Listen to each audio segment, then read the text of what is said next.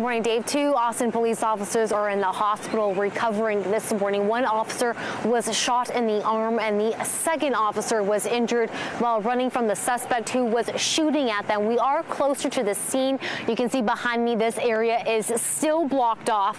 Chief Manley tells us the incident began just after 10:45 last night in the 5500 block of Ponciana Drive. The person who called 911 asked for officers to respond to that address, and then the phone call disconnected.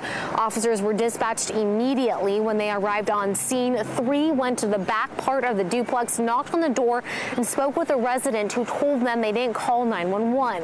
Officers then moved to the front of the duplex, knocked on that front door multiple times, and no one responded. As officers were leaving the scene, the suspect started shooting at them from inside the home.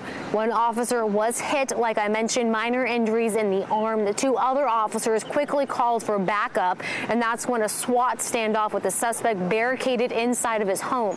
During this time, officers could hear gunshots going off inside the home. People had to evacuate, and APD brought in a robot to knock down the front door. We know that the suspect exited the front door along with a female, and at that time, one of our members of the SWAT team fired upon the suspect, and the suspect went down.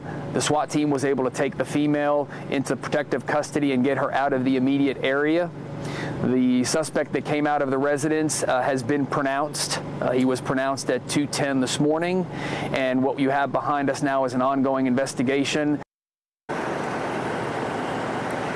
And it is still an active scene here. Both officers who were hurt taken to the hospital, one shot in the arm. The other officer received injuries to his hand and knee. Both are expected to be okay. Interim Police Chief Ryan Manley says these are minor injuries. But I want to show you guys to the left of me is Houston Elementary School, very close to where this SWAT standoff and shooting happened.